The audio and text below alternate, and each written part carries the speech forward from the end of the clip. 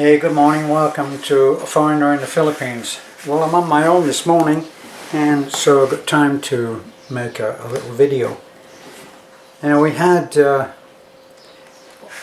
what I think of as our rewards the other night.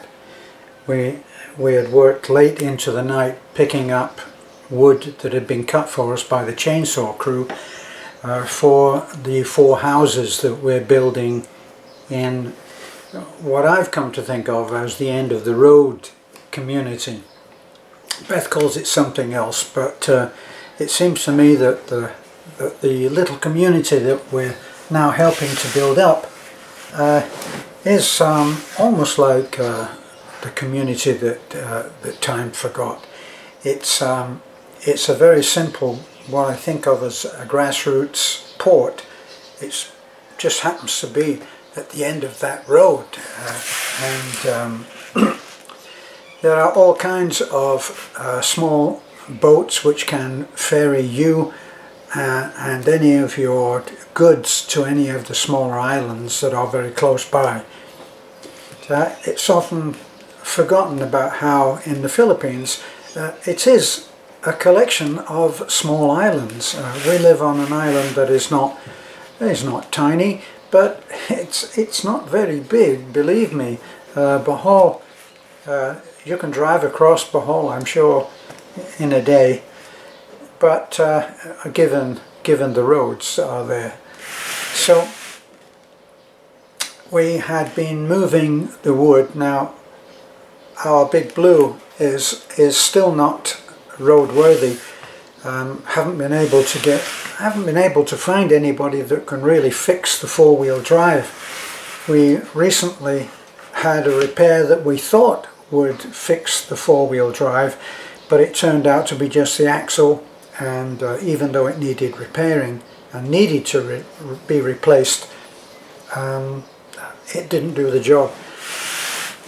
We've had a lot happen in the last couple of days. We got a surprise visit from the guy who operates the loader, and he was able to fit us in for a few hours and help us to get that road fixed. So we've been very happy about that. But the Blue really does need to have 4-wheel drive. So that meant that we were using James Multicab and doing 3 or 4 trips. So they've been doing that for 3 or 4 nights, getting all that's needed. You can imagine that there's a lot of lumber is needed for 4 houses. So that's what we've been doing. Well, we finished the other night at 10:30, and we were all pretty bushed by that time, and we'd taken with us, we had helpers. Kids love to come along on these things, so of course everybody piled into the truck, and we went to where we'd had the wood cut, loaded as much as we could and took it to the site, and then went back again and did the same thing again. Not sure whether we did 2, I think it was 2 trips. On other occasions when I haven't been there, they've done 3 trips, didn't get back until 12 o'clock at night. Well, this particular night, a couple of nights ago, we finished at 10:30, and as a surprise, and this is what I mean by our reward, as a surprise, the owners of the new family into house 48 had prepared dinner for us, a very simple dinner, crabs fresh caught that day by them, which is Beth's favourite food. So plenty of crab and rice, of course. It's got to be rice, hasn't it? That's the religion here, is rice. So personally, I don't eat crab, so we went out and sardines were sent out for, and I had a small can of sardines with the rice. So, but it was a very touching meal, you know. It's a case of, what was it called, the widow's peace, the old story of how the gift and the enormity of the gift depends on the resources of the person who gives it. So if a billionaire gives you $1 million, it's not the same as someone who's got very, very little, lives on the floorboards and puts dinner on of crab and rice. Now that's a gift. And so we sat around. Now, one of our next challenges for this little community, apart from the 4 houses that we're building, is to get electricity hooked up there.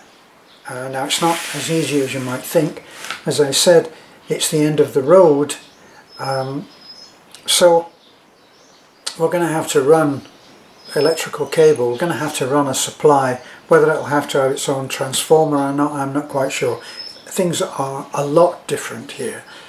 So an overhead cable will be run, and then they'll have to put meters into what is now going to be 7 houses. So we will have finished that by, well, fingers crossed, by the end of this month. That's the goal, and that's what we're really pushing at.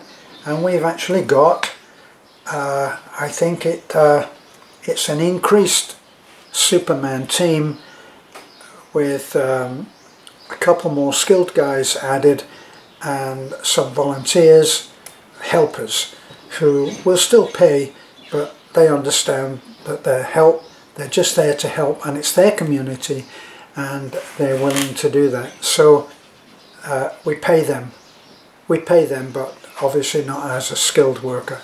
So that's our way to do things. A lot of people said, well, it's their house, they should volunteer. And our view on that is it's very difficult to expect someone to volunteer who actually doesn't have anything. We prefer to think of it as helping another family to put food on the table. That's the way that we prefer to think of it. Well, the food on the table was put there for us, and because there's no electricity, we ate by candlelight in one of our simple houses. So it was symbolic in a lot of ways, and we certainly enjoyed it.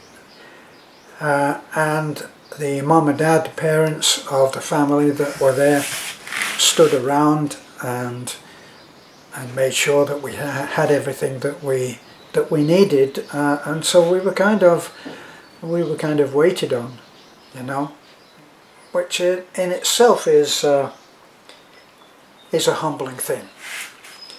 So that was our late night the other night after we'd finished, and since then a couple of days of hard work has seen some real change, which we'll be making a video of later today. As you probably know if you followed our other videos, especially on the house building, we like to do a video showing the work every day, because even after 50-something houses, I'm still amazed at the work that can be done in such a short time. Well, now of course they're coordinating the building of 4 houses, so it's a different way of judging how much work has been done, but it's getting done, and we're pushing ahead and hope that we're going to be able to finish this month.